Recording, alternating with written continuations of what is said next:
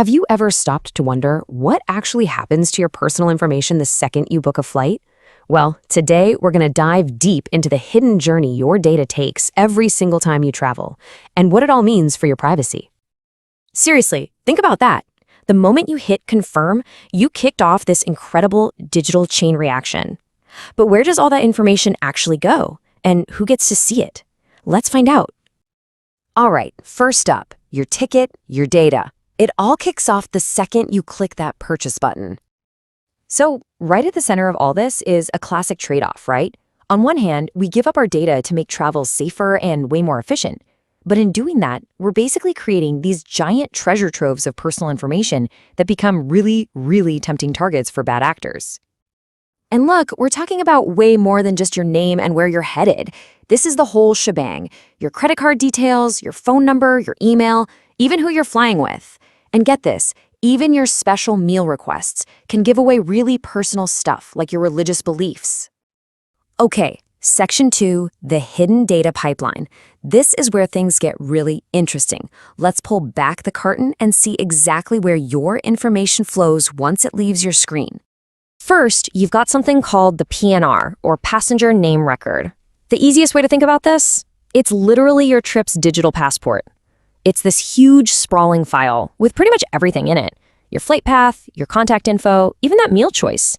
And it gets sent straight to governments for security screening. Then you have API, which stands for Advanced Passenger Information. Now, this is a much smaller, more focused data set. Think of it as just the basics: your name, your birthday, your nationality. It's what border control uses to pre-screen everyone before they land. So way less info than that huge PNR file. But here's the twist. It's not just the airlines and the governments looking at your data. Oh no. There's another huge player in this pipeline, one that I bet you've never, ever heard of. Meets the ARC, or the Airlines Reporting Corporation. Okay, so this company was originally set up to make things easier, to handle the money between airlines and travel agents. But it's turned into this massive data clearinghouse. I mean, it processes over half of all airline tickets globally. And here is the absolute kicker. It shares passenger data. We're talking names, flight details, even credit card info, directly with federal agencies like ICE. And it does all this with practically zero public oversight. Wild, right? All right, Section 3, when your data is breached.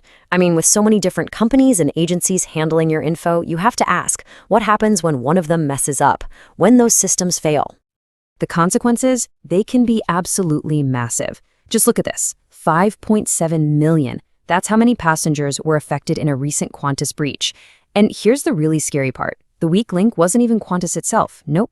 It was a third-party vendor they were using, a completely separate company. And as you can see right here, that Qantas breach, it wasn't a one-off thing. Not even close. This is a pattern. You've got attacks hitting every single part of the travel industry, from the big IT providers like SITA to the airline's own customer service platforms, and even straight-up cyber attacks that knock major airport websites completely offline.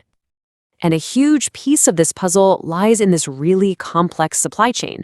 Just look at this chart. It shows that the IT vendors that airlines depend on, well, their cybersecurity scores are way lower than the benchmark for other industries. That creates this huge systemic vulnerability across the board. And this isn't just a hunch. It's a direct cause and effect. This quote nails it. Airlines are seeing more breaches precisely because of these weak spots in their vendor systems. It's a critical and, honestly, a predictable weak link in the chain. All right, on to our next section, the future is your face. We're looking ahead now, and the next big thing in passenger data is, you guessed it, biometrics. Your face is literally becoming your boarding pass, and this is changing everything, for better and for worse. On one hand, the promise is obvious, right?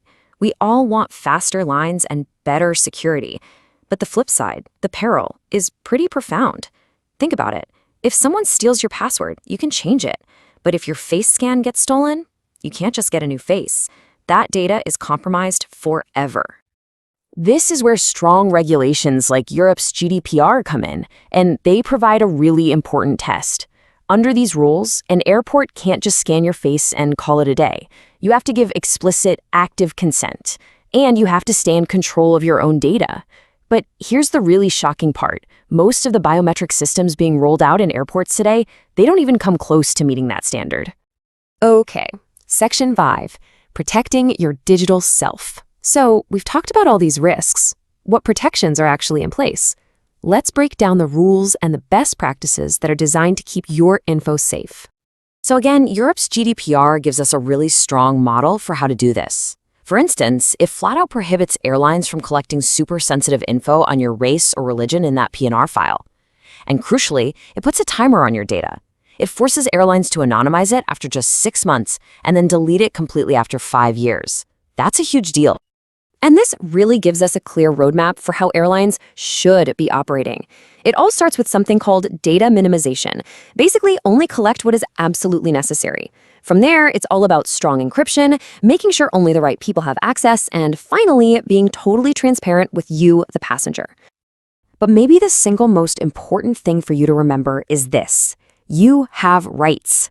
Laws like GDPR and the CCPA in California actually empower you. You have the right to see what data an airline has on you, to correct it if it's wrong, and in many cases, to ask for it to be deleted. You are not just a passenger in this equation. You have a say. And all of this leaves us with one big final question. As technology keeps making travel easier and more seamless, we have to keep asking ourselves, is all that convenience really worth the price we pay in privacy? It's definitely something to think about the next time you're at the gate.